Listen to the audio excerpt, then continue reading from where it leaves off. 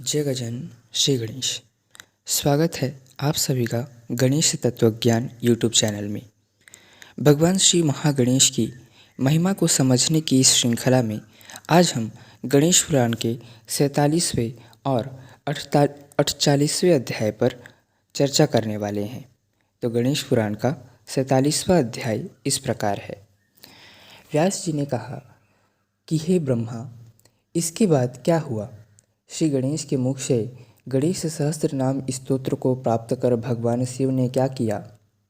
ब्रह्मा जी ने कहा कि हे तात, तत्पश्चात हर्ष से हर्षित होकर देवताओं की सेना झूम उठी और भगवान शिव भी हर्षित हो गए।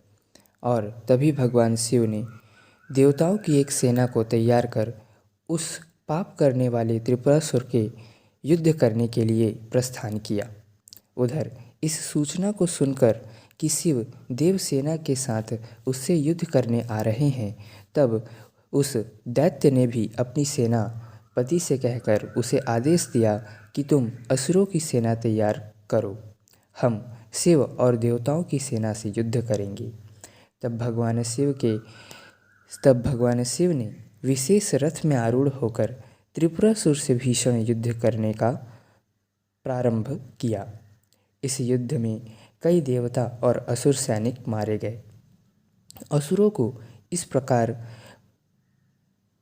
मरता देख त्रिपुरासुर क्रोधित होकर और उत्साह के साथ युद्ध करने लगा। तब कुछ समय के लिए असुरों की सेना जीतने लगी।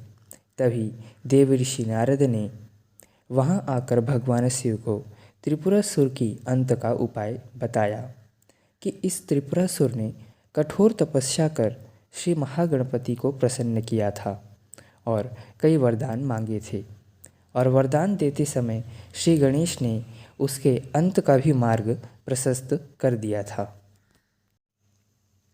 कि यदि कोई तुम्हारी इस तीनों पुरों को एक तीर एक बाण से एक साथ अगर इसका भेदन करेगा तो तुम्हारा अंत हो जाएगा। इसलिए आपको ऐसा ही करना चाहिए।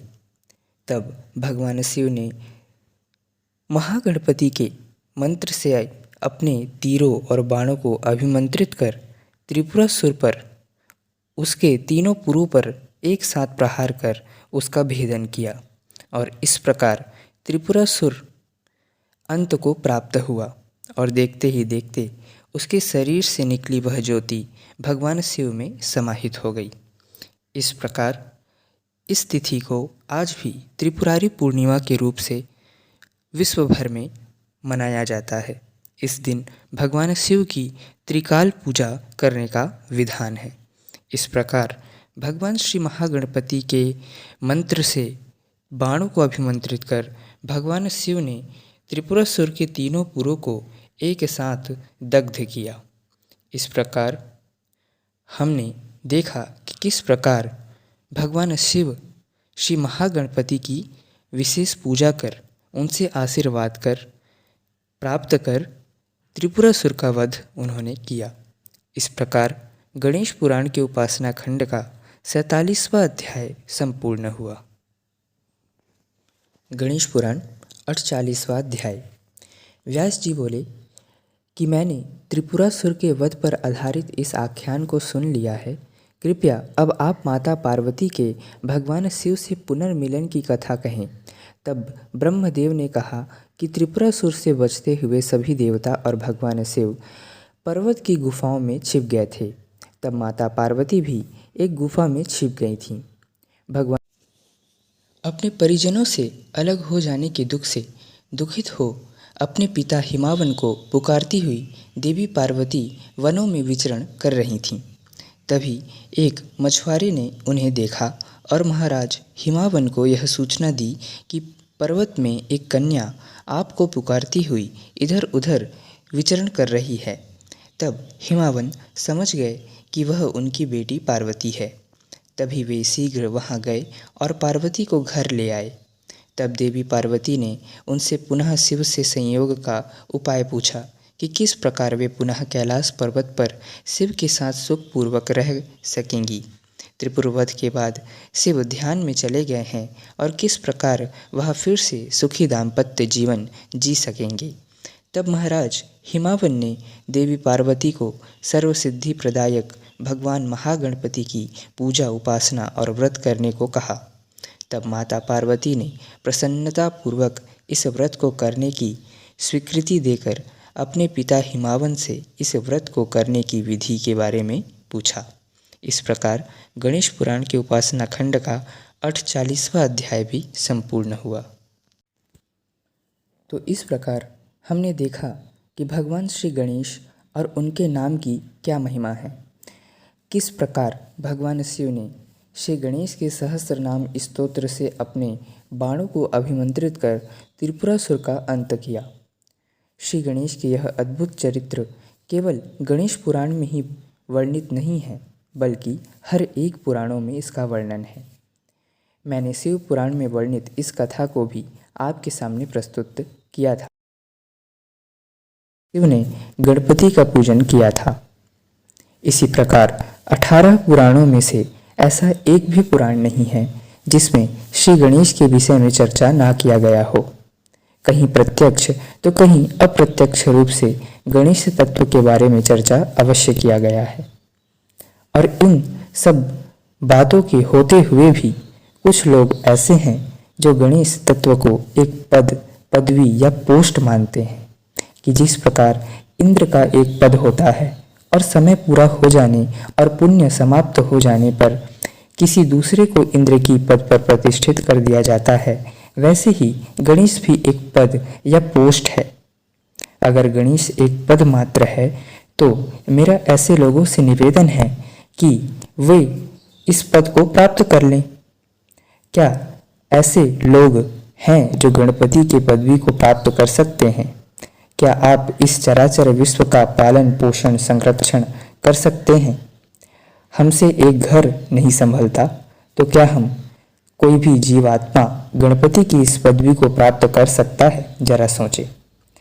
इंद्र जैसे भोग विलासिता, ईर्षा, मोह, काम, क्रोध, सत्ता लोलुपता से युक्त पदवी को प्राप्त करने के लिए 100 अश्वमेध यज्ञ का प्रावधान हमारे वेद शास्त्रों में बताया गया है, वे भी निर्विघ्नता पूर्ण, किसी विघ्न बाधा के बिना। अगर कोई व्यक्ति 100 अश्वमेध यज्ञ आयोजित करता है और उसे अपने जीवन काल में संपूर्ण कर लेता है तो उसे इंद्रदेव की गद्दी पर बिठा दिया जाता है।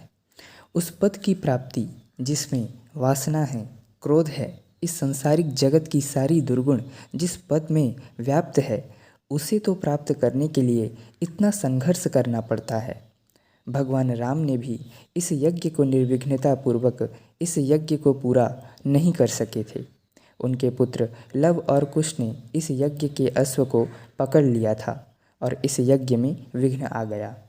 तो इंद्र की पदवी प्राप्त करने के लिए इतनी मेहनत करनी पड़ती है, तो क्या हम आप श्री गणेश के पद को प्राप्त कर सकते हैं क्या? क्या हम और आप इस जगत के विघ्नों का शमन कर सकते हैं? नहीं, कभी नहीं। तो आप सभी ही सोचिए कि क्या ऐसे लोग गलत नहीं हैं जो गणेश तत्व को मात्र एक पदवी कहते हैं? श्री गणेश कोई पद या पोस्ट नहीं है, यह एक तत्व है। गणेश एक शक्ति है जिस तत्व को हम गज शीस वाले सगुण साकार भगवान गजानन के रूप में पूज रहे हैं, क्योंकि हम अपने शरीर को ही सब कुछ मानते हैं। आत्मा जैसी कोई भी चीज़ है यह हमें पता नहीं होता। हम इस भौतिक जगत को ही सच मानते हैं। इसीलिए हमारे ऋषियों ने गणेश तत्व को समझाने के लिए एक मूर्त स्वरूप हमें प्रदान किया कि हाँ, श्री गणेश हाथी के मस्तक वाले हैं, उनकी कान सब कुछ सुन सकती है, उनकी आँखें सूक्ष्म से सूक्ष्म वस्तु को भी देख सकती है। इस सभी तत्व को, इन सभी चीज़ों को समझाने के लिए हमें एक मूर्ति या प्रतिमा प्रदान किया गया ताकि हम इन सभी चीज़ों को आसानी से समझ सकें।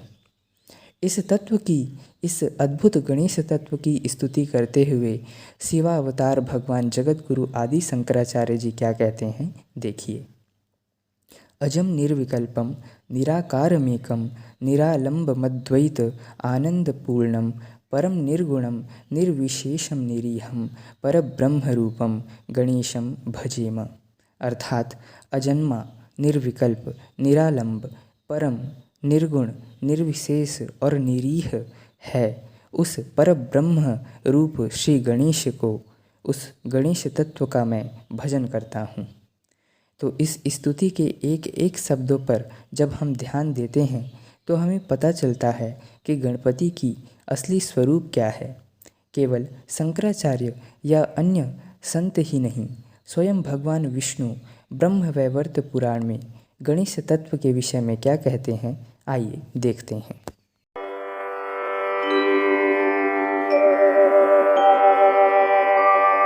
नारायण उवाच। अथ विष्णुः सभामध्ये सम्पूज्य तं गणेश्वरं तुष्टावपरया भक्त्या सर्वविघ्नविनाशकं। श्रीविष्णुः उवाच। ईशत्वां स्तोतुमिच्छामि ब्रह्मज्योतिं सनातनम् निरूपितुमशक्तोऽहम् अनुरूपम् अनीहकम् प्रवरं सर्वदेवानां सिद्धानां योगिनां गुरुं सर्वस्वरूपं सर्वेशं ज्ञानराशिस्वरूपिणम् अव्यक्तमक्षरं नित्यं सत्यमात्मस्वरूपिणम् वायुपुल्यातिनिर्लिप्तम्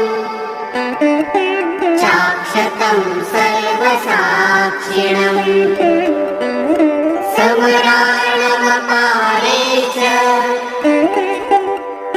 मायाकोटे सुदुर्लभे कर्णधारस्वरूपं च भक्तानुग्रहकारकम् वरं वरेण्यं वरदम् वरदानामपीश्वरम् सिद्धं सिद्धिस्वरूपं च सिद्धिदं सिद्धिसाधनम् ध्यानातिरिक्तं ध्येयं च ध्यानासाध्यं च धार्मिकम् धर्मस्वरूपं धर्मज्ञम् धर्माधर्मफलप्रदम् बीजं संसारवृक्षाणाम् अंकुरं च तदाश्रयम् स्त्रीपुंसकानां च रूपमेतत् अतीन्द्रियम् सर्वाद्यमग्रपूज्यं च सर्वपूज्यं गुणार्णवम् स्वेच्छया सगुणं ब्रह्म निर्गुणं चापि स्वेच्छया स्वयं प्रकृतिरूपं च प्राकृतं प्रकृते परम् त्वां स्तोतुमक्षमोऽनन्तः सहस्रवदनेन च न क्षमश्च पञ्चवक्त्रश्च न क्षमश्च तुलाननः सरस्वती न शक्ता च न शक्तोऽहं तव स्तुतौ। नारायण उवाच। इत्येवं श्रवणं कृत्वा सुरेश सुरसंसदि सुरेशश्च सुरैः सार्धम् विरराम रमापति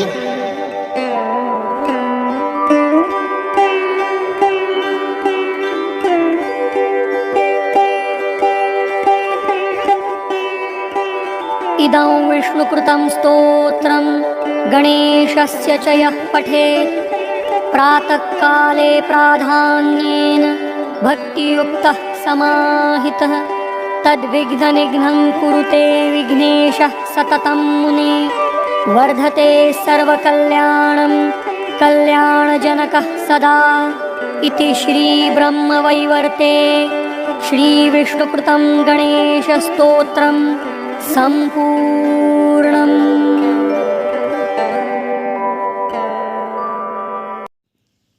ईसत्वं स्तोतु इच्छामि ब्रह्मज्योतिः सनातनं निरूपितुमसक्तोऽहम् अनुरूप अनीहकम्। स्तुति के अंत में भगवान विष्णु कहते हैं, सरस्वती न सक्ता च न सक्तोऽहम् तव स्तुतौ, अर्थात हे ब्रह्म ज्योति सनातन अरूप जिसका कोई रूप नहीं है, उन श्री गणेश की मैं वंदना करता हूँ। विद्या की देवी माता सरस्वती और स्वयं मैं जगत का पालनहार श्री विष्णु भी आपकी गणेश तत्व की वर्णन नहीं कर सकता। यह स्तोत्र ब्रह्मवैवर्त पुराण, जो भगवान विष्णु को समर्पित एक पुराण है, उसमें स्वयं श्री हरि गणेश तत्व की स्तुति में इन अद्भुत शब्दों द्वारा कर रहे हैं। तो क्या श्री गणेश का पद कोई साधारण है? क्या वह पद है? क्या वह कोई एक पदवी मात्र है? कदापि नहीं। इसीलिए गणेश तत्व को समझने की इच्छा रखने वाले लोगों को और श्री गणेश को अपना आराध्य मानकर उनकी उपासना करने वाले लोगों को इस प्रकार के दुराचारी लोगों से, दुराग्रही लोगों से हमेशा सावधान रहना चाहिए और अपने मन को भगवान श्री महागणपति में केंद्रित कर अपने साधना की मार्ग पर अग्रसर रहना चाहिए। इस प्रकार आज हमने गणेश पुराण की 2 अध्यायों और श्री गणेश की तत्व की महिमा को समझा। इसी प्रकार की वीडियो देखने के लिए आप गणेश तत्वज्ञान यूट्यूब चैनल को सब्सक्राइब करें और बेल आइकन दबाएं ताकि इस वीडियो की नोटिफिकेशन आप सभी को मिल सके। तब तक के लिए जय गजानन, श्री गणेश।